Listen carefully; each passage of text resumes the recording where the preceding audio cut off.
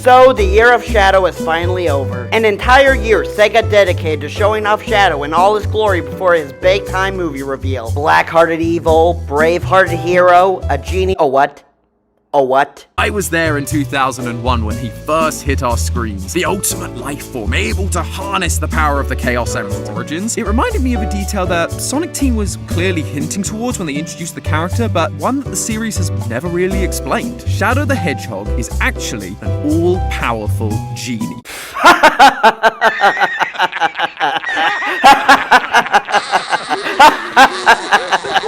5 hours of continuous laughing later. No, don't go anywhere. I promise you I'm not crazy. He may not be big and blue, but he certainly shares a lot of his powers and stories with genies from across modern media, folktales, and mythology.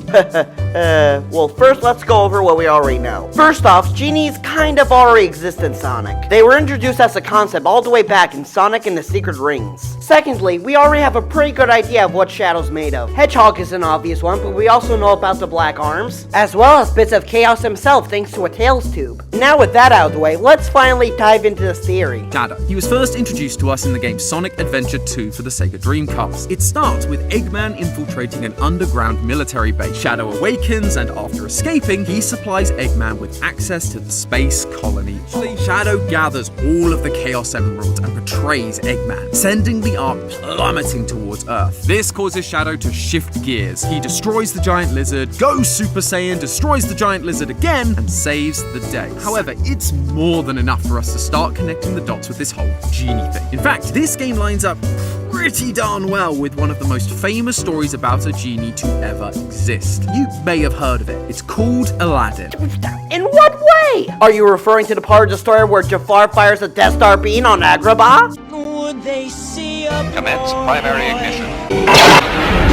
No, I'm not talking about the Disney version. I'm talking about the original Aladdin story from the Arabian Nights. The original Aladdin story follows an evil magician as he seeks out the genie of the lamp. With it, he will be able to have any wish he desires granted. The genie is locked away in a cave underground and can only be accessed by muttering some magic words. Are you starting to see the connection? Oh, I do, Tom. The story of Aladdin is starting to sound a lot like the story of Aladdin. In both cases, we have our magical character locked away underground. The villain needs to use magic words to access them, and the magic character then gives the villain a stolen building to use as their base of operations far away from everyone. Except these are all superficial similarities, and there are just as many, if not more, differences between the two stories. Like the quote-unquote genie betraying Eggman at the end, the evil wizard in question gunning for the genie himself, as opposed to letting someone else do the dirty work for him. And let's not forget there's an entire second campaign to the story that has none of the Aladdin parallels. Sonic Team didn't stop there with the genie inspiration though. He's not a genie! In other stories, the genies tell us that they've been locked away for many years by the time they are released. In the story Dragon Bones, it's for quote hundreds of years. But Shadow wasn't locked away for hundreds of thousands of years. He was only locked away for 50. And let's not forget, it's not uncommon for characters in general to be locked away for unknown periods of time. So once again, superficial evidence.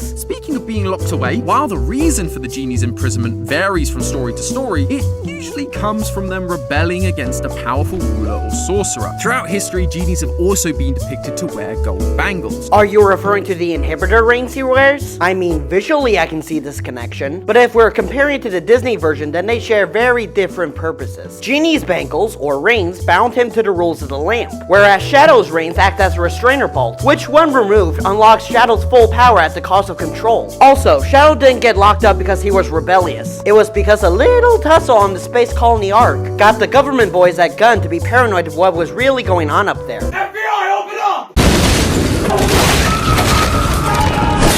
When Shadow first awakened, he literally says, "Since you were so kind to release me, my master." I know some of you might say that Shadow is being facetious here. That's because he is! We've been over this! Because he was already bound by the wishes of someone else. Oh, Rhea didn't need to free Shadow in order to have him bound to her words. If anything, she was doing the opposite at the time. And let's not forget, Shadow didn't remember his promise to Maria right away. Instead, he was bound by the words of his creator, Gerald Robotnik, who wanted to destroy humanity. What? And he also didn't follow the Genie parallels. A genie isn't actually freed by their master wishing for their freedom. Instead, they become free simply by fulfilling the wishes of their master, which is exactly what Shadow does at the end of the game. Ah, yes, that is how genies usually work. Do you know how many wishes genies usually grant? 1, 2, 3. So even if you could count Gerald's brainwashing as a second wish, which you can't, then this analogy doesn't work. You're one short. However, I'm sure there are some of you out there that are deep into the Shadow lore, and you're not convinced for one very specific reason. This was a half-baked theory you whipped up solely to capitalize on the year of Shadow that relies solely on circumstantial evidence to make what you've been saying smarter than it actually is? I've only spoken about his first game. It turns out the only reason Eggman's grandfather was able to make Shadow was thanks to some help from an alien overlord, Black Doom. And so, Black Doom's alien blood runs through Shadow's veins. If Shadow was meant to be a genie originally, clearly Sonic Team retconned it to make him an alien instead. The Sonic universe, Shadow being an alien doesn't technically stop him also being... No! No more! I'm done humoring this man! You have done nothing but cherry-pick your own evidence, pointing out the points of the story that you only like, and brushing off everything else with a simple, oh, it doesn't count. And you've been getting away with all of it thanks to your own self-confident talk. And I, for one, have had enough of it! Tom's final attempt in order to make this theory work is involving the Babylon, an alien race of bird-like people originating from the Sonic Riders series. Largely because it seems like Babylon culture is heavily inspired by Arabian. But here's the problem. As we established, there's no evidence of Babylon within Shadow, especially when you double-check Gerald's notebook, which you can read in Shadow Generations. But there you have it, why Shadow is not a genie. Thank you for watching, and be sure to like, subscribe, and comment below. Theory debunked.